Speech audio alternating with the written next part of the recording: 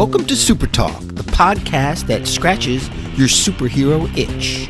Just two suburban dads nerding out over superhero stuff on the small screen and the big. Buckle up, people. Enjoy the ride.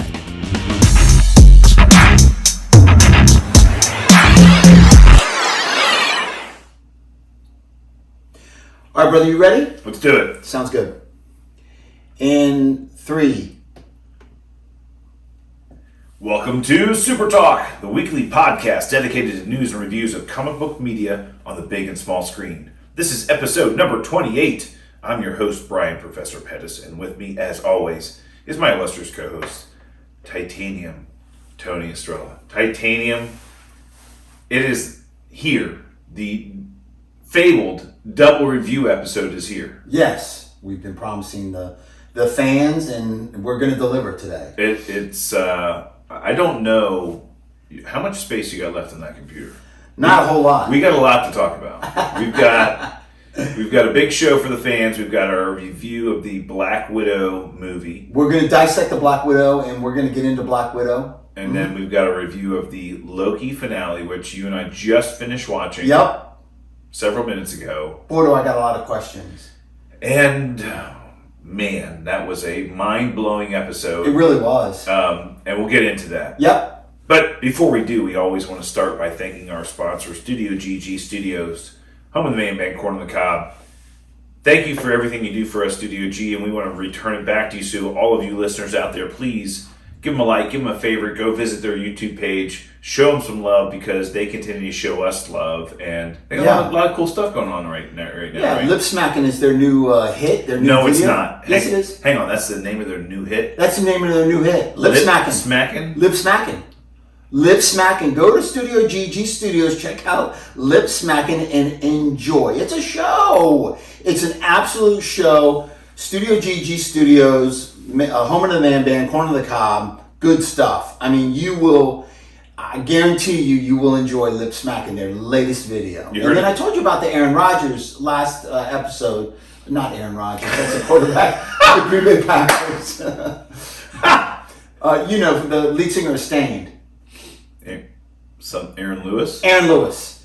Yeah, they did a cover of Aaron Lewis, and it's awesome. It's gotten a huge amount of traffic. So check out Studio GG Studios. I think I saw that last week, but then it's been a while since I first hold my head Professor up Brian high. Pettis with the chops. All right. On the mic. And we also want to thank our new sponsor. We're sporting the swag of BSB. BSB, the lifestyle brand, BSB, big sweet effing bass that Titanium was catching on the lake. Bringing sexy back, whatever you want to call it. It's a lifestyle brand, BSB. The way you support these guys is go to bsbswag.com. Check out all their merchandise. They've got these awesome hats that Titanium and I are sporting today. Yeah, cool stuff. Great swag. Great shirts. Go check them out. I mean, they're really shirts are awesome. They're really trying to be a little disruptive in the lifestyle brand. They sure are. Yeah, right. they're breaking in new ground, and their workout stuff's amazing. It's just good stuff, high quality stuff. So check them out. bsbswag.com. Yeah, please go visit them. And then we also want to thank the listeners who bring the show to you, and those are our patrons. Absolutely, love those guys. Patreon.com/SuperTalk is how you support the show directly. It only costs $1 episode, guys. I mean, I'm shocked that all of you haven't done this already. It's $1 per episode. And, frankly, if you want to do it for like a week or two and then back out, you can. That's how easy it is. Patreon.com/SuperTalk. Thank you to those of the listeners who have already done this. And again, all the support you guys give us, we're going to give right back to you. So thank you so much. It really helps us out, Professor. It really kind of ties. Yeah, we got it. In 2 weeks, we're doing a big giveaway to anybody who's a patron. So if you ever thought about giving us $1, now would be the time because we're going to definitely be giving it back to everybody who's on the patron list. Episode 30, right? Episode 30, 2 episodes. Yeah. And then in August, we're going to do a little road show, but that's top secret. Which we're going to announce on episode 30. Nice. Yeah.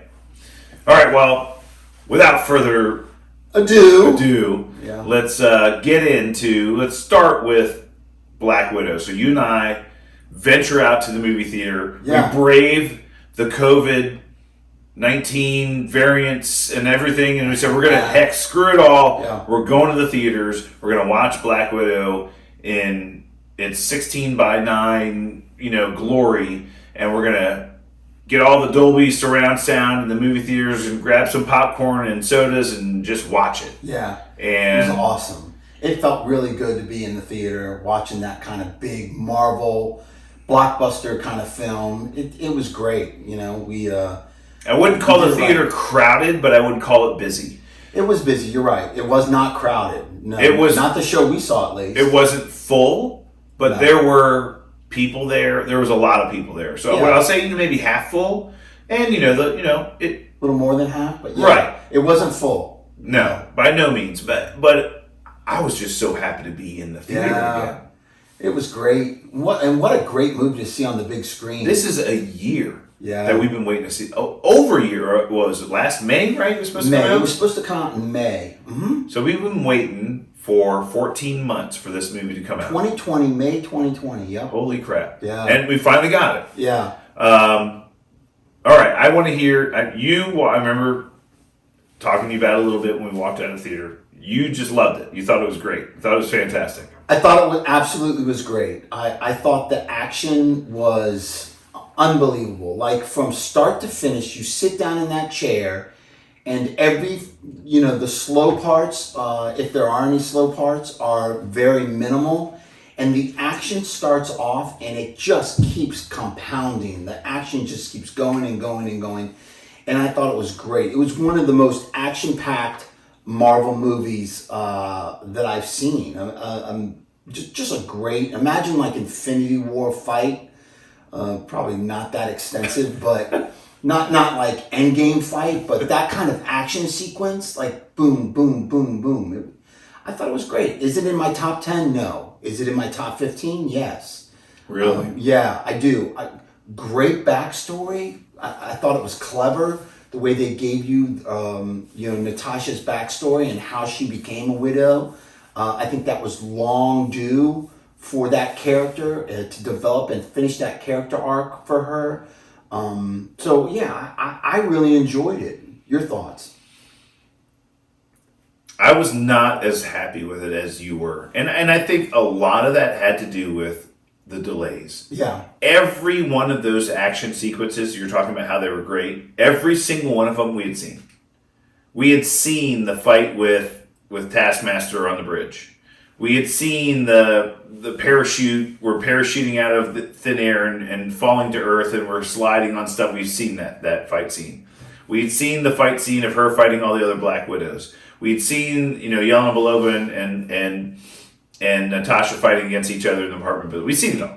And we've seen it all in clips and in trailers, right? Not fully, right. But my point Well, explain, because you're like, we've seen it in other movies. It's not other movies, right? It's No. It was just all the trailers. Yeah. And again, the fact that they had to release those to keep people enticed. Yeah. 14 months. Yeah. 14 months of delays. They promoted this movie very heavily right before COVID hit. And then they had to stop that promotion. They delayed it twice last year. It was, hey, it's coming in July. Hey, it's coming in October. No, we're going to wait till next year. Yeah. And so they kept ramping that promotion back up every time they thought it was going to come into the theaters, and then it slowed down again. Yeah. And they'd release a little nugget every time. So we saw a lot.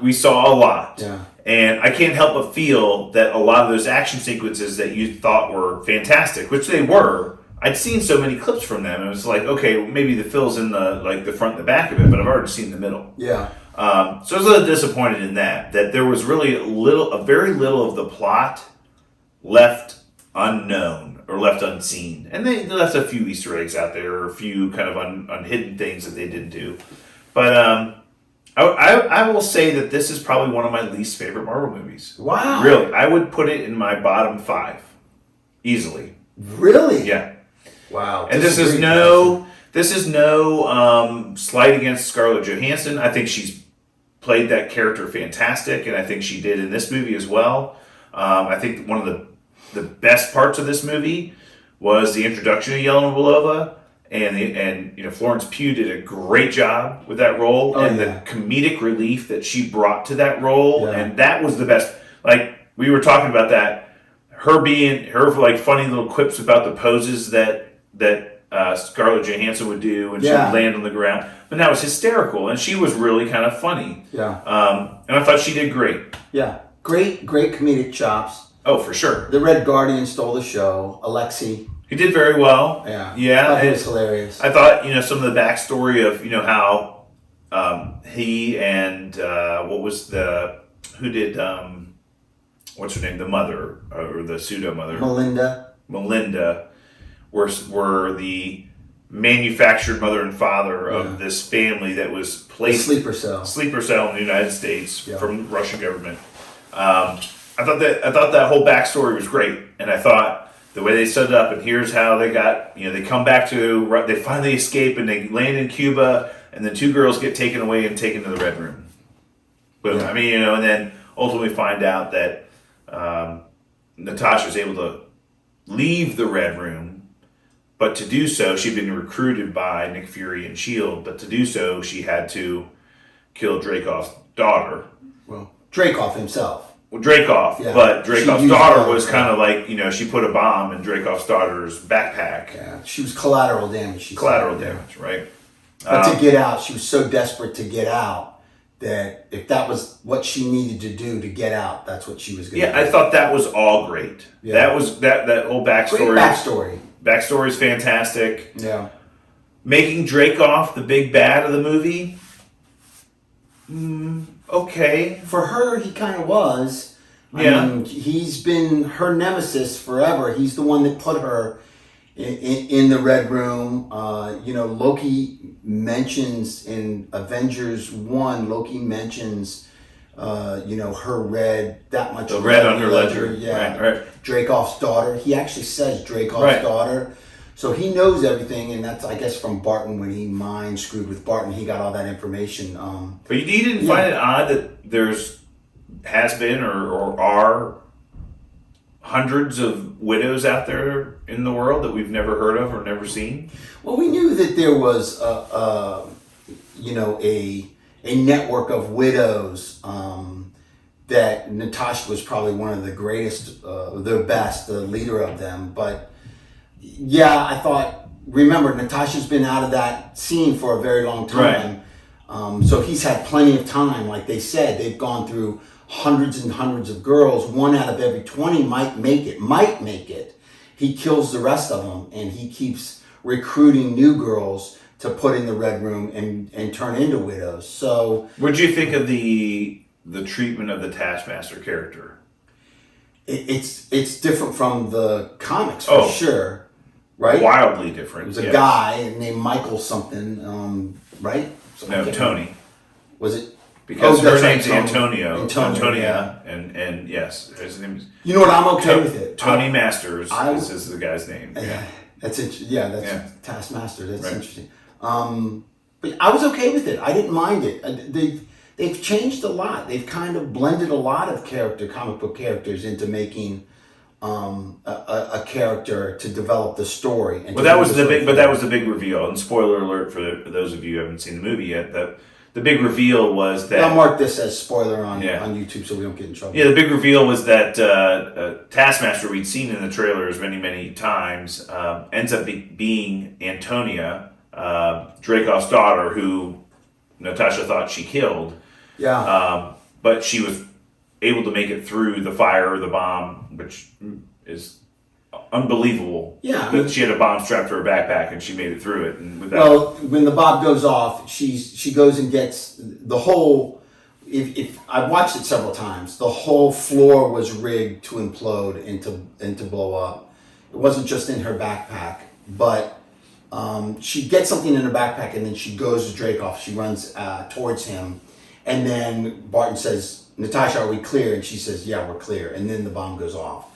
I thought that was interesting. I didn't mind it. I thought it's a great... But that was a big reveal. It was a huge reveal. The twist was that Taskmaster is not only a woman, a female, but it's Dreykov's daughter, who he's genetically enhanced and put a chip in the back of her head so she can mimic the moves of all these other people. Styles, right? Yeah, the fighting styles of people that she watches. It's like and the big reveal in the whole movie was that Dreykov had mastered this mind control technique that was originally developed by S.H.I.E.L.D. / Hydra. What they said was it was stolen. So the reason why Natasha's family was in the United States was to steal secrets from S.H.I.E.L.D., which they found out was actually Hydra at the time. Right.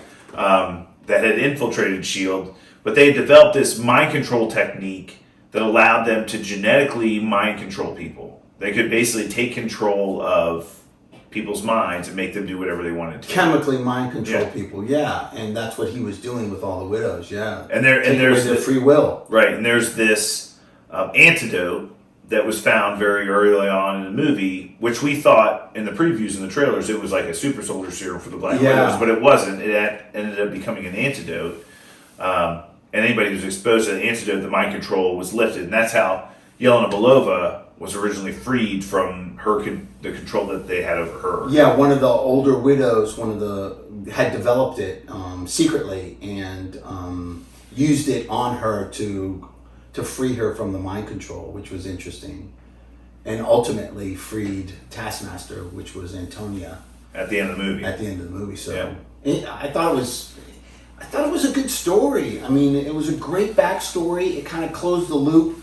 It closed the loop on Dreykov's sister, daughter, how Natasha, that was part of one of her worst things that she did. And it kind of gave her a little bit of closure on that, finding out that she was still alive and redeemed herself by breaking her free from that. And even Antonia at the end was like, is he gone? That was the most important thing was not what you did to me, or I forgive you, or I'm still mad at you, or anything like that. Is he gone? Because she really saw the evil of her father. So how do you feel about the whole treatment of Budapest, or as she says, Budapest? So they teased it. Hawkeye and Black Widow tease it in the Avengers movie of this reminds me of Budapest. Yeah. And when they're in Endgame and they're going to Vormir in the spaceship, she's like, this is a long way from Budapest. And then in this movie, they hide out in the air conditioning unit to escape Taskmaster. This is where Clint and I spent 2 days hiding out, when we were doing our mission here. So they alluded to this big, massive thing that was going on in Budapest. Yeah. And all we saw was this potential explosion. All we saw, but she did explain that it took them 10 days to get out of Hungary, and it took them, in 2 days of it, were battling Hungarian special forces, had attacked them. So she said, she made allusions to a huge battle that her and Clint battled Hungarian forces for 2 days and hung out for 10 days. And I believe that's where they built that kind I just would have loved to see a flashback, or have Jeremy Renner show up as Hawkeye and then have showing some of that. Well, it's just like, not really, but I mean, I just would have liked to see some of that. I mean, they made a big deal about that in several Avengers movies, and it just, that was the payoff, was a 30-second clip of her sitting in a car and saying yes, we're a go. Yeah, that was Budapest, and I just expected to see a little bit more in a flashback, closing that loop a little bit. Well, the safe house with the arrows in the wall, they made reference. But what are those arrows from? Him hunting her, or the tic-tac-toe and the hangman up in the air conditioning unit that they were hiding out in, where they spent 2 days hiding there. They made a lot of assumptions for, I guess, the viewer to come up with their own beliefs on what Budapest was like. But not a whole lot of answers about that, but it did tie back to Budapest and what happened and how their relationship built, and how they both see it very differently. I get what you're saying, though. It would have been nice to see more of what really happened during those 10 days and the 2 days of battling the Hungarian special forces. So when they decided to make this movie, and again, the stories that I've heard are that Kevin Feige always wanted to do a Black Widow movie way earlier, but he really didn't have control at the time. All the way through, I believe, Captain America: Civil War, he was kind of still answering to Disney executives who were in charge of Marvel Studios. And after that, they made him in charge of Marvel Studios, and he had free reign. So that's when we see things after Captain America: Civil War just kind of go crazy. And that's because previously he wasn't even able to make the Black Panther movie, which he wanted to make, and then he made that after the fact. So the rumors are that he wanted to make a Black Widow movie. He wanted to give Scarlett her own movie way earlier, but he wasn't given clearance to do so. And then now that he had to do a retroactive movie or kind of a historical movie, just like we did with First Avenger, Captain America, of, hey, here's Black Widow's backstory. Sorry it's a few years late, but we're giving it to you now. And he squeezed it in between Civil War and Infinity War. Yeah, the timeline. Right, yeah, that's where it would have been, right? Yeah. A lot of other weird things I found kind of like inconsistent. You know, this friend that Natasha has that all of a sudden can just get whatever he wants, you know, at any where time. did that come from? That was kind of random. Nobody we've ever seen or heard of ever before. You want my theory on that? I think they casted him to make people think that he was going to be the Taskmaster. Okay. I think that... You think he was cast in a role so that we would ultimately believe that he was the one playing Taskmaster? In any of the trailers. They never talked about what he was or who he was playing or his character name. They just said that guy from the, what is it called? The Wives' Tales? What's that thing called? I can't remember. He's on some wacky show. The Handmaid's Tales. Oh, Handmaid's Tales. Yeah, he's the husband of the even main character. Yeah, it's an awful show. Don't watch it. It's very stressful. But anyway, I think it's misdirection. Marvel's misdirection. I think they put a big time actor in the show and little. Yeah, but like even at the end, you know, he's like getting your generator doesn't work. I mean, anyway, we go through this whole, and then at the end of the movie, see what you can do when you give me a little bit of time and money, and he ends up getting her a Quinjet, and I'm like, okay, well that's the way they're explaining how she and Cap have a Quinjet to fly around on in Infinity War. Yeah. But this guy's the guy to get that? I mean, it just They introduce him? Are they going to bring him back in future right, movies? No. Maybe. He's a one and done. Maybe. Yeah. He could be a supplier for Yolanda. He's not he who remains. He's he who's gone and true. will never be back again. We'll see. But, hey, they also introduced who's going to be carrying the Black Widow torch or the Widow torch moving forward, and I thought that was brilliant. We assume, right, Yellow Blow, and again, you know, Florence Pugh just completely crushed it. Yeah. Great. She did great in the role. I think she played the little sister very well. I Yeah. think she, again, has some comedic chops, and I think that the lightheartedness of her in that role was great. And I can't wait to see where they're going with it. Now, the big surprise, and I think the big pleasant surprise that we got at the end of the movie was the post-credit scene with her and Val. So she ends up visiting Natasha's grave in Ohio, which had been placed there after Endgame when she never came back. They created a grave for her, and she's visiting and taking care of the grave. And Val ends up showing up, and people forget, Val, who we saw in Falcon and Winter Soldier, the character of Valentina was supposed to originally be introduced in Black Widow, and we would have ultimately then seen her again in Falcon and Winter Soldier when she recruited. I heard that was the original U.S. scene. agent. It was the original cut. They didn't change any of that. Didn't change anything. We So would've Julia seen that then. Louis-Dreyfus would have originally been in this movie, and then showed up again in Falcon and Winter Soldier when she recruited U.S. agent. So, but the end credit scene here was great. Really kind of, and the big reveal was that Val kind of points Yelena Belova at the person responsible for Black Widow's death. Not really, but being Hawkeye. Now, no question. How does she know right that he was responsible? Was she on Vormir? Well, I think the debriefing of that whole extent of what happened, she might have had access to of all that information. But who knows, right? But the big reveal is working with her already, right. And she has been working for her and been doing jobs for Valentina somehow, doing some kind of jobs. But here's the big thing: we know now that Black Widow, Yelena Belova version of Black Widow, is going to be in the Hawkeye series on Disney Plus. That's already been announced. We know and that's she's huge. And that we did not know that before this series or before this movie aired. Yeah, and they confirmed it after the movie dropped. Yeah, it's on IMDb. Yeah. It's all over the place. So yeah, that's interesting. So we know she's going to be in it. And that's going to be a huge part of the plot is Hawkeye and who's the Haley Steinfeld playing the character is the new Hawkeye. Yeah, I can't remember the name of the Kate Bishop. Uh-huh. So the two of them may be spending a lot of episodes running from Yelena Belova, who's hunting them. Yeah. Right? I also heard the Track Star Mafia is in that movie, so I thought that was going to be the big bad. But this is a great curveball. I mean, you're right. It could be based all about that. I don't know. I can't say her name. Yolanda? Yelena Belova? Yolanda? Yelena? Yelena? Yelena. If Yelena is...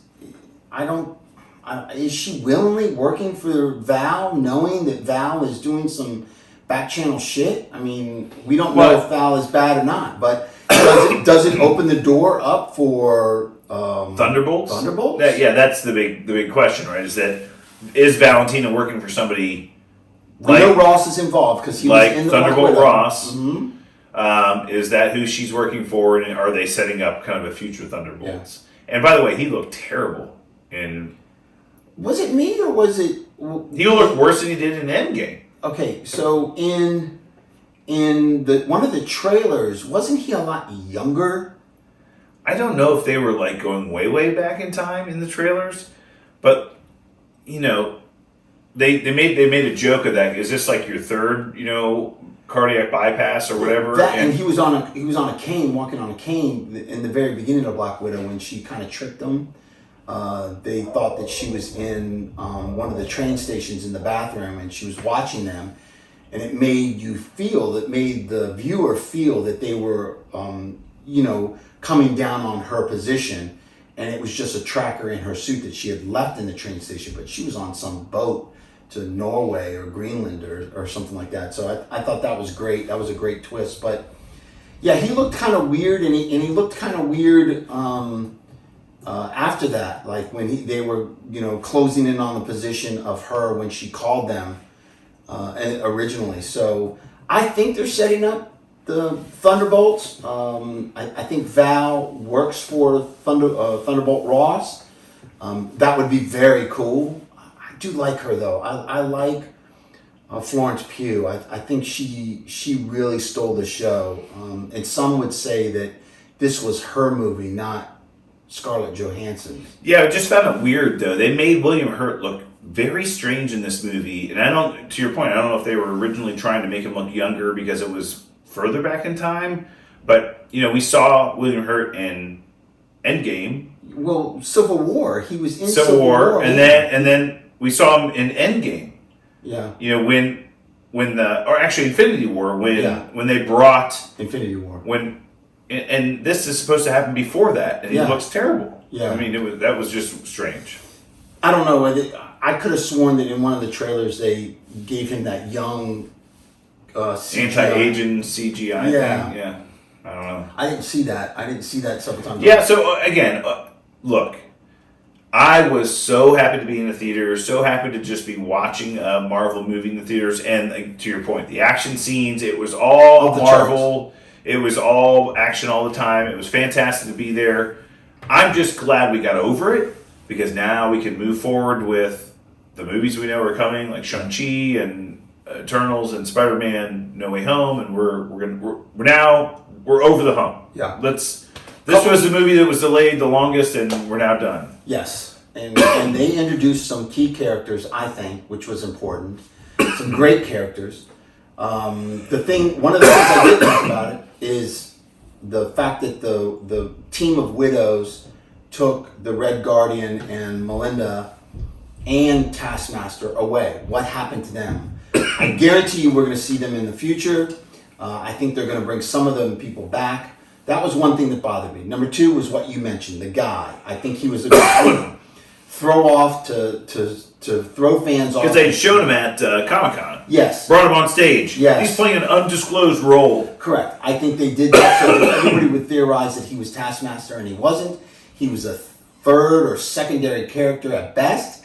That bothered me. Those are the two things that bothered me. No answer to that. And also, number 3 that bothered me is the mom, Melinda. I forget the actress's name. She's a great actress. I thought she did a pretty good job. Good comedic chops. But Rachel Weisz. Yes. She was in a movie with. She was in Constantine with Keanu Reeves. Keanu Reeves. Oh, cool. Yeah, she was in that movie. That's right. She's been in a ton of things, but yes. Yeah, she's Robin great. Williams. She was in a movie with Robin Williams. It was just heartbreaking, heart-wrenching. Forget the name of the movie. The World According to Garp? No, not that one. It was where she had committed suicide and he was in this other dimension trying to pull her out of the darkness. It was weird, but it was just heart-wrenching. Anyway, Yeah, she's a great actress. She's a bit of a smoke show. Yeah. Oh yeah. Older smoke show, like a cougar smoke show. So You mean like our age smoke show, basically? cougar. Right? I still think that she had how does she all of a sudden turn good? All of a sudden. You're right. That's what I also, because the whole time they go to her farm. Yeah. And then she's working on this. And she's like, hey, I'm the one who developed the mind control techniques, and I called the Red Room, and they're coming to get you. Yeah. And then all of a sudden, she's helping them. I'm like, why would you call the Red Room if you're going to ultimately help them? Yeah. Well, this before we had dinner and talked about our family. Yeah, Sorry, Thanos. He's fine. That's something that bothered me. So those 3 main points that bothered me. But once again, for me, and I know you're not in that same boat, for me, the good outweighed the bad in this. The introduction of characters, comedic relief by the Red Guardian. I thought they kind of maybe missed the mark there. They could have made him more of a powerhouse, but he even says, I'm a simple man. I was the muscle. What about his allusions to his fights with Captain America? All lies, all made it up, lies and stuff like that? Yeah, prison stories to make himself bigger than what he was. Okay. That was kind of funny. Did he talk about me? Captain America, did he talk about me? Are you kidding me? You haven't seen this in 20 years and all you want to talk about is you? Right. That was hilarious. Yeah. I thought he was a great comedic relief. He's good. I can't wait for Stranger Things 4. But yeah, that was my take on the bad, but the good of introducing her as the new, holding the torch, bringing Widow back into it. I think if I watch it again, which I will, I'll like it a little more. I just was like, man, after 14 months, I was like, okay, I'm glad we got it. Yeah. But now let's go. Yeah. Give me Shang-Chi. I'm ready. I'm ready for the next movie. Give it to me. So, funny you mention that because you said something very critical. You said that because of this delay of so many times and the nuggets that kept throwing at us and the clips that they kept throwing at us basically gave us a lot of those action scenes already. They really didn't do that with Eternals. So I'm wondering if maybe they're holding back on Eternal clips because they made that mistake with Black Widow, giving us way too much instead of letting us be more surprised in the theater. I'm hoping, my fingers are crossed. Again, that movie was something that I was so stoked for, and then once I saw and it's not like they could have done it because that movie, the Eternals movie, was supposed to be out last November. Mm-hmm. So it was already done. Yeah. Literally, you talk to the actors and actresses that filmed that movie, they're like, oh my God, we did that so long ago. Like Shang-Chi. Shang-Chi was filmed afterwards. It was supposed to come out after. It was supposed to come out this spring. Yeah. So that was supposed to be the spring March movie for Marvel. Yeah, but still done filming for quite some time. That's why the actors were like, release it. And you know what? And I think they realized, I think you're making a great point, Titanium. I think they realized they got themselves in a promotional kind of loop. Yes. With Black Widow they couldn't get out of. Right. We're releasing it. Here's some trailers. Oh, we're pulling it back. We're releasing it. Here's some trailers. We're pulling it back. And they didn't. So they didn't. We didn't get anything for the Eternals or Shang-Chi until like a month ago. Yeah. And I like that. Yeah, me too. And I think once Shang-Chi comes out in July. Yeah. In September, I think they're going to full bore start the promotion for Eternals. I hope so. I hope you're right. But, you got to keep the awareness and you got to keep the anticipation and some excitement for that movie. And a year delay is a long time for Black Widow. So I think they did the best they could. But you're right. I think it dulled it a lot and gave us more than what we needed to see. Anyway. All right. That's it. Black Widow. Oh, we'll tie that one up in a bow. Yes, it's worth a watch again. Yeah. I mean, the worst Marvel movie on the list of Marvel movies is still worth watching. I mean, and I've watched the worst Marvel movie on the list 5 times probably. So I will probably watch this movie 5 times. Dark World. Yeah, it's either that or Ant-Man and the Wasp. One of those two. Yeah. Don't say that. That's not even nice, Professor. Yeah. You're just being mean and hateful now. Well, that's... Ant-Man and the Wasp was a great movie. One of the best smoke shows in the MCU is in that movie. All right, well, let's get into the other exciting news for the day, and that's Loki. The series finale of Loki, episode 6, just dropped this morning, or 3 a.m. Eastern time, if you want to be official about it. I just watched it, so... Yeah. Man, you know what? As far as action goes, 0. Like, very little action in this episode at all. I mean, man, call it a little bit of action, but... The fight scene between him and Sylvie was pretty cool, but... You're right. No wow, action. The answers in the East, like, everything we were hoping they would do, they did. Like, there was nothing that I could say, oh my gosh, they didn't answer that, they didn't tell us... They basically said, open up your mouth, we're going to spoon feed you with a garden hose, and we're going to turn it on full bore. Yeah. And, strap in because you're going to be asking all kinds of questions about what the hell's going on. Yeah. Unfortunately, that's what a lot of people are doing, and I'm worried about that. And I've talked several people off the ledge, say, stick with it.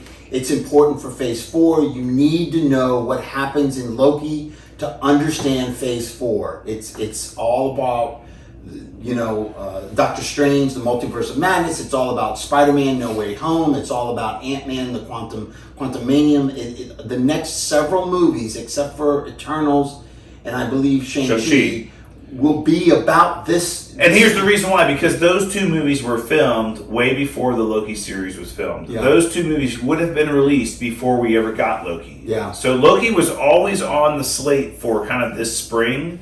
Yeah. And so we would have watched Shang-Chi in March timeframe before Loki even came out. Yeah. So remember that the 2 new movies that we're getting from Marvel, the next 2 movies we're getting from Marvel, had absolutely nothing to do with everything they're putting in place for that Loki put in place for Phase 4. Yeah. Everything after that, all up for grabs. Yeah. And they, made a huge, huge statement and said, not only are we making major introductions of characters that we're going to have in the next several Marvel movies, but we're going to make some, plot points they're going to be carrying on through several Marvel movies as well. This episode... Totally. I mean, I was so pleasantly surprised of not only did they do what we hoped they were going to do, but they were willing to take a gamble on a Disney Plus series, setting up movies that we're going to see for the next year and a half. It was a huge, it was a keystone in building this Phase 4 monument that they're building, and you're absolutely correct. And this is what makes me nervous about this, though. And I've had several... Titanium. It's still my favorite Disney Plus series. I would say it goes Loki, WandaVision, and Falcon and Winter Soldier. Falcon and Winter Soldier was great, don't get me wrong. It was your traditional, but the pandemic, I think the rewrites and the misdirection of the whole plot in that really just soured it for me. Anyway, I love him in his new Captain America suit. Go on. WandaVision was great, but Loki was even better. I think Loki was great. Now, this is what, I don't know about you, but a lot of people are approaching me and they're asking me what Loki is all about. It's too complicated. I don't understand it. And these are novice fans. Novice fans is a huge... No, I'm serious. No, I get it. You get it. This is the core base. This is the $1 billion that they made with Endgame. And I think this is the big risk. Titanium. The big risk is introducing the multiverse and time travel are 2 of the most complex things that you could ever introduce, ever. Absolutely. And to make and that, we're not all professors. We don't have your mindset. We're not as brilliant as you. Well, but to make that the main plot that they're going to be using for some of these movies moving forward, all it does is just add immense confusion. Yes. And I think introducing, they had to bring another big bad in. They had to say who's going to be the big villain that everybody's going to be fighting against and everybody's going to rally behind. Making it Kang the Conqueror a time-traveling villain, man, that's a lot. Yeah. And to your point, Titanium, fans who just know the characters, now all of a sudden you're going to have to grasp the concept, well, there's Spider-Man, and then there's like 1,000 versions of Spider-Man. Yeah. You just don't know all 1,000. Right. And you're going to see a bunch of them. I'm like, wait a minute, who's Peter Parker? Well, there's many versions of Peter Parker. Yeah. And it's just too confusing. Yeah. And I agree with you. It's a big gamble and a big risk, but here's the one saving grace is we might see a lot of alternate versions and we might see some quote-unquote variants of these different characters, but the core characters are who are going to be what they're focusing on. The core actors and actresses who are playing those characters are the ones going to drive us through. So as we've talked about this, your fears around Spider-Man No Way Home. Yes, is it possible we'll see Andrew Garfield and Tobey Maguire and those versions of Spider-Man in that movie? Absolutely. Is it possible we see Spider-Ham and, Spider-Gwen and all that? Maybe. Spider-Noir, maybe. I doubt it, but maybe. But what they'll do is they'll take the Tom Holland version of Spider-Man, and he's going to be the one that we grasp onto. He's the glue that will hold this multiverse. And all these other things will pop in and out, but he'll be the one that will carry on throughout. Very busy. I've said it 100 times. I think that movie is very busy. It's being probably more than it should be, but I'm excited to see it. It's Marvel, and Marvel we trust. But I think you're right. Well, let's kind of get into the what we're alluding to here with this Loki episode. So. We saw at the end of episode 5, Sylvie and Loki had charmed the beast, which who was protecting just a pet, protector, protecting the Citadel. They end up at the Citadel. They walk in. The Citadel is just a giant castle on this giant rock floating in at the end of time. At the end of time. At the end of time. And we see, they go in, Miss Minutes, says, hey, glad you guys made it. Guess what? He's really impressed, and he's about to reinsert you guys back into the timeline and give you everything that you want, and you guys can be there together. And they're like, that sounds too good to be true. Probably is. And they say, screw you. So they kick Miss Minutes to the curb. And then we get the massive, huge reveal, which we spent a lot of time talking about in the last episode. Who's going to be the big bad? And it ends up, the door opens and it's Jonathan Majors. Yeah. And he's playing a character in this show called He Who Remains. Right. Which is different than the comics, correct? No, that's exactly who. Well, it was a version of Kang? No. In the comics, the person who started the TVA and who was living in the Citadel at the end of time was He Who Remains. It was a completely different character, but he was called He Who Remains. But it was not Kang the Conqueror or Nathaniel Richards or any version of that character. But there was a He Who Remains. Yeah. That He Who Remains started the TVA. Yeah. That He Who Remains was the one that gave the version of Kang that became Immortus, his authority over the TVA. Got it. So He Who Remains is a character from the comics. What MCU has done, if they've taken this Nathaniel Richards character, who we talked about several episodes ago in our show, is the most complex character in the history of Marvel Comics. But they gave a version of this Nathaniel Richards and He Who Remains, kind of combined him into one character. Agree, yeah, right. Right, and so they did that. So that was the number one thing. But so we see 4 statues, and one statue is kind of broken on the floor there. Are those the original timekeepers? We don't know. You don't know, okay. So to your point, I know in the comics that there were 4, and then He Who Remains ends up kicking one of them out. We don't know. Yeah, Okay. we don't know, and it could, whether it's meaningful or meaningless, but we don't know at this point in time. It looked like the other three that were still standing looked very similar to the timekeepers that we had seen in the show up to this point. Yeah. So it was the one on the ground, the version of him. Right. Maybe, who knows? And if it's important, we'll be told at some point in time. But I just thought it was interesting that he admits who he is. He is Nathaniel Richards. He's from the 31st century. Yeah. And we got all the answers. He answered every question. He is Nathaniel Richards from the 31st century.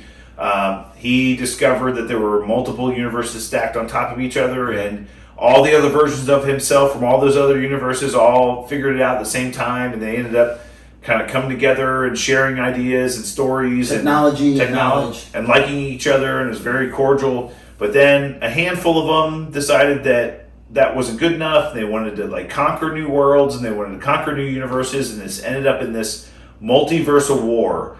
And all of a sudden, every one of those versions of him was now fighting against the other versions of that person to determine whose timeline was going to survive. Right. And that's what we thought or anticipate could be or should be or would have been Marvel Secret Wars, which we have sitting up here. So that was a story from back in the 90s. One of the Professor's comics are on the table, gentlemen. Yeah, it was the second iteration of Secret Wars in the Marvel Comics, where these multiple universes, and at the time it was the Marvel 616 universe, the primary universe, and the Ultimates universe. So Marvel had basically created this new universe called Ultimates, and it was Ultimate Spider-Man, Ultimate X-Men, Ultimate Avengers, and they were able to kind of create new backstories for these characters and kind of revamp them a little bit. And they had two simultaneous titles going on. You had Avengers and Ultimate Avengers. They were completely different in different universes. Well, they were fighting against each other to figure out who would survive, right? And that's what Secret Wars ended up being. They wanted to collapse that Ultimate Universe into the primary universe. Well, that's what we think that multiverse Secret War is going to, or was, and could be again. And what he teased at. He basically said, so here's what happened. We had this big war, and I figured out that I had to find a way to end it. So he found this being, or this entity called Eliath, who fed on space and time. It ate space and time. That's what it did. Yeah. And he studied it, and he experimented on it, and he weaponized it. That's what he said. Yep. I weaponized it, and I used it to end this multiverse war. Right. And at the end, so Eliath was deployed and ate all these other universes and ate all these other variants, and all that was left was him and his universe, and said, okay, I need to now isolate my timeline and make sure that mine's the only one that survives, because if there's ever any other version of me, we're going to have a problem. Yeah, because some of the guys are worse than me. Right. He's like, some versions of me are okay, but other versions of me end up becoming these conquerors and rulers and all these other things. So that's when he created the TVA. Said, my timeline can be the only one that survives, because... The sacred timeline. Right, that's when he created the sacred timeline. So we got all those answers. It was explained to us as clear as day. But then he offered a kind of a little quip to the Lokis, Loki and Sylvie. He said, look, I'm tired. I've been doing this for a long, long time. Millions of years from what he was telling us. And he's like, this is a young man's game. I'm not motivated to do it anymore.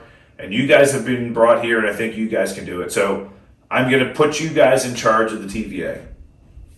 And you will keep a track of the sacred timeline. And now you're the ones doing that. Well, he gave the two choices. One, take over, run the TVA, or kill me and open up the multiverse, and ultimately we'll be in multiverse war. And I'll be back here. We'll be back here again, because it'll all repeat itself. Right. He basically says, if you kill me, the multiverse will expand. There'll be, never-ending versions of me. Those versions of me aren't as nice as I am, and ultimately this multiverse war will happen again, and I'll be right back here again after I do exactly what I did before. So here's your decision. And infinite time loop, right? Right. And it was a huge, decision for Loki and Sylvie. Sylvie wanted to just kill him. Said, screw it, he's ruined my life, he's taken everything away from me. She doesn't trust him, he thinks he's lying. And Loki's like, hey, hang on a second, I think he's telling the truth. If we do what he says, we could be unleashing bigger problems, and we could be in charge. Yeah. And it was a really good dichotomy of the two characters.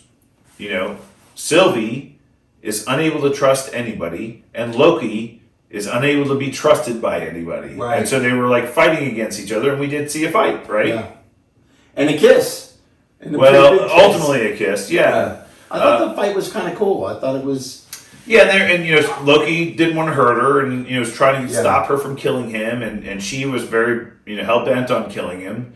And ultimately, he said, "Look, I just want to make sure you're going to be okay." And she kissed him, and then she sent him back to the TVA. Yeah. And then she killed him. She killed Kang. Yeah. Well, not Kang, but He Who Remains. She killed him. Yeah, she killed him. Right. Yeah. But then, we also got a couple other side story of the TVA. Agent B-15 exposes to the rest of the TVA that Judge Renslayer is not who she said she was. She was a teacher who, back in 2018, was a teacher in Franklin Middle School or whatever it is. Franklin Roosevelt High School. Right. And had come to the TVA and become, a judge and been there for years after the fact. Convinced everybody that, we're fighting the good fight. Morbius. Did it sound like she knew He Who Remains, like Kang? No, she doesn't know who he is. She knows he is pulling on the strings. Well, you saw Miss Minutes come back because she had asked for all the files on the creation of the TVA, and she came back and Miss Minutes said, "Oh, I've given you all the files you asked for," and she's like, "This isn't what I asked for," and she said, Miss Minutes told her, "Well, he thinks this will be more useful to you. You have a lot of reading to do." You have a lot of reading to do. So cliffhanger. she is off to find this person. She said the only person who has free will is that person in charge. Right. And then Morbius confronts her, and he says he was going to prune her, and says, we got to stop this. And she said, nope. I don't believe this. I think that what we're doing here has a purpose, and I fully believe that. And he said, "What about free will?" And she says, "Well, the only one that has free will is the one in charge." And at the end, he tries to prune her, and she overtakes him and says, "I'm leaving." And he goes, "Where are you going?" And she says, "To find free will." Right. So she's obviously going off to find who's in charge. Yeah. And as we've discussed in the past, Ramona Renslayer is a love interest of Kang the Conqueror in the comic books. Wouldn't surprise me if she goes and finds a version of Kang the Conqueror, maybe even the version that we see in Ant-Man and the Wasp, and ultimately hooks up with him, and they become some love interest or help each other out. Power couple. Right. A time-wielding power couple. Right. That'd be cool. I'd be all right with that. Yeah. So huge reveals, huge stories. Reveals. And again, the big ending, which was also shocking and surprising, was Loki's back at the TVA after Sylvie zaps him back there. He's running around trying to find Mobius, ends up finding him, tells him what happened, and Mobius doesn't even know who he is, doesn't recognize him. "Are you okay? You're an analyst. What floor are you on from?" And then he looks over and sees a statue of the timekeeper in the hallway or in the big vestibule, and it's Kang the Conqueror in the Kang the Conqueror costume from the comic books. Yeah, that was kind of cool. That was a huge reveal. So, do you think Sylvie zapped him back to the TVA and things changed, or do you think she zapped him into a different reality that was changed when he got zapped back there? I think it was a different reality that when he came back, it was a completely different reality because she had killed him. But she hadn't killed him yet. She killed him several minutes after she zapped him back. So it had to have been a different reality. Right. Where Kang was the mastermind of all this. Guess we'll see. And again, the big end credit scene. Loki will Not be a back. big end credit scene. Loki will be back for season 2. We knew this was already going to be a season 2. We knew this was going to happen. We knew Loki was going nowhere. Yeah. But the TVA, it seems like the TVA and Loki will be back at it for season 2. But oh my God, let's just list all the things that this show or this episode set up for the next year. Year and a half. Easily. So this is setting up the reason why there is a multiverse. Yep. And why it's mad. All those branches on the sacred timeline are different timelines. Doctor Strange in the Multiverse of Madness, he's fighting all these different things that are now happening in this crazy multiverse that was spawned by the actions of the two Lokis in this show. Yeah. Spider-Man No Way Home. The reason why these multiverses may be clashing and these different versions of Spider-Man and these different villains from different realities are now collapsing could be because of this show. Yeah. We know that Kang the Conqueror shows up in Ant-Man and the Wasp: Quantumania, which is out next summer, right? So we know that's happening. Yeah. Crazy. Now, here's what it does tell me, though. And by the way, there's a rumor now that Loki will be showing up in Doctor Strange Multiverse of Madness. I bet. That would make sense. Makes sense. Right? And so Tom Hiddleston may be making an appearance in that movie. And they can totally let that out now. Right. And does that, we always thought that Loki might be coming back for Thor: Love and Thunder. I kind of doubt that. Like, how does that happen? Or why would that happen? Yeah. Right. So that might be doubtful, but I hear Doctor Strange is going to be in Spider-Man No Way Home. Oh, we know that for sure. Right. Yes, we know. Well, that's happening in December. Yeah. And then we know Doctor Strange Multiverse of Madness is in February, March timeframe next year. Then we get Thor: Love and Thunder in June. Right. And then I think Ant-Man and the Wasp: Quantumania is in like September timeframe next year. So, all those movies, holy crap. Yeah. It's setting a lot of stuff up. And this multiverse, craziness. Now, is it possible that season 2 of Loki happens between Doctor Strange and the Multiverse of Madness and Ant-Man and the Wasp: Quantumania? Maybe, yeah. So we might get it next summer about this time, like the July, August time frame. We get that series kind of moving into the Ant-Man and the Wasp: Quantumania show. The studio's in fifth gear. They are cruising. Oh, yeah. So they're back, if not more so, and they're cranking. Well, the big tale will be if we hear some rumors of Loki season 2 filming later this year, then we know they're really pushing to get this show out before we get Ant-Man and the Wasp next summer. Oh, that'd be interesting. Yeah. I thought it was great. I did. It's really I liked it. Not disappointing at all. No, it answered all the questions you would want. It wasn't like WandaVision where the twists, They allude to Doctor Strange cameos, they allude to Mephisto, and none of it happens. No. So it goes back to what we talked about last episode, right? We've got two theories. We've got the Mephisto paradox, which is all the evidence leads towards one thing, and they pull the rug out from under and say, no, that's not happening. Not going to happen. But we saw so much evidence that told us that Kang, or a version of Kang, or an iteration of Kang, or whether it's Immortus or Kang or Ramatut or He Who Remains, we knew something was going to happen. And the only thing that told us it wasn't was Jonathan Majors coming out and saying, "I'm not in that show. I'm not making a cameo," and he just flat out lied. Sure did. Right? And no surprise, Fine. right?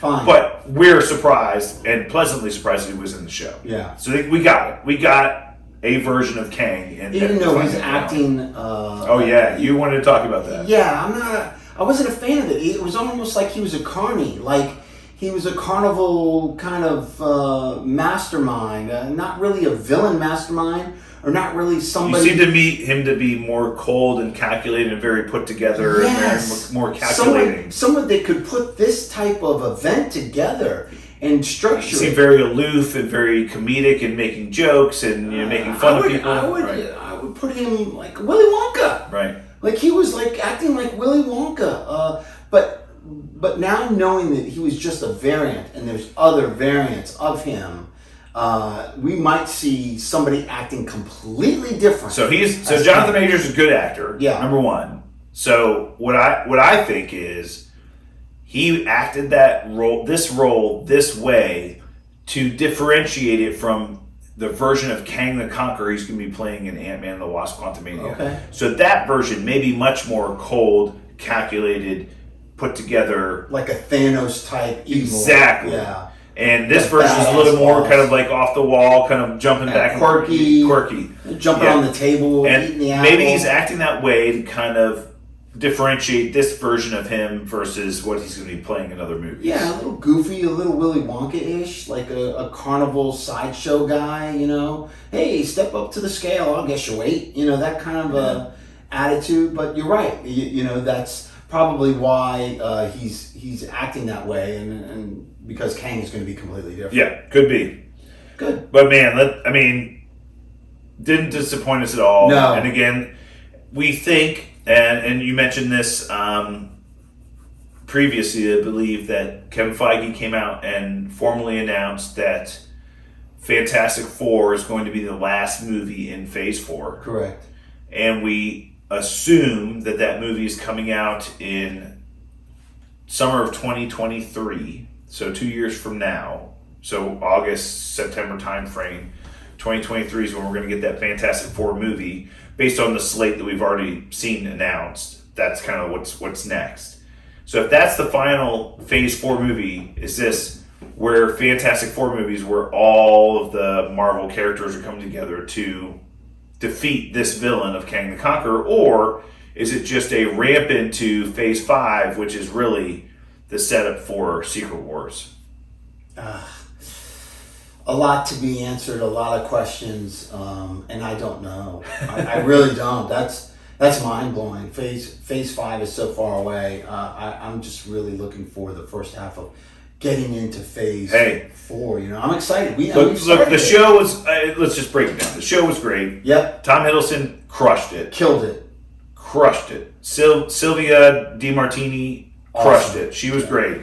I want to see her more. Owen Wilson, fantastic. Stole the show. Yeah. And I literally can't wait for season 2 of the show. Yeah. And look, using this Disney Plus show to set up a lot of stuff that's happening in the movies going forward,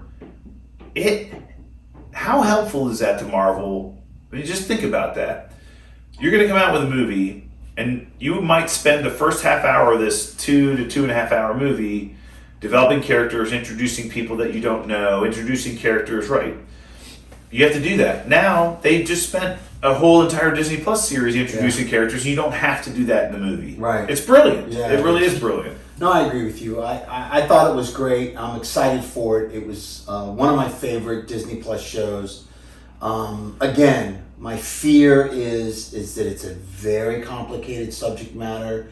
A lot of the novice, which is the bread and butter for Marvel as far as, you know, the film audience, the attendance, are people that love the action and love superheroes. But when you get this complicated, and you're bringing in characters like Kang, you might be losing some people. And that's my fear. Yep. So they need, it's going to be very, I think Shang-Chi is very upfront, simple. You don't need to diagnose it. It doesn't take the professor's degree. That one is going to be so easy, and I think that might be one of the most successful movies we see for Marvel in years. I mean, I think Spider-Man will do well because of Spider-Man. You know, because but you said the plot concerns you and the busyness concerns you. I think Shang-Chi is going to be one of those that we're all going to be like, wow, that was just such a great standalone movie. Yeah, it's a tournament movie about Kung Fu, the Battle of the Rings. I get it. It's simple. Oh, there's a weird dragon in an underwater cave. Okay, I get that. But it's simple enough that a lot of the novices will be like, cool shit. I think the fans are going to love that movie. I do too. We'll look forward to it. All right, well, that's all we have. No questions this week, right? Mm-hmm. We're not doing a topic because we're already over an hour. So, do you ring the bell, Professor? All right, well, let's go. Ring the bell. Let's go. That's it for us this week. We'll be back next week for more Super Talk. To get in touch with us on social media, of course, you can hit us up, supertalkpodcast@outlook.com or at supertalkpod on Twitter. Until then, stay super, everyone. And we're out. Woohoo! Woo! Thanks, YouTube. Please subscribe. It's a 2-for-1. 2 reviews in 1 episode.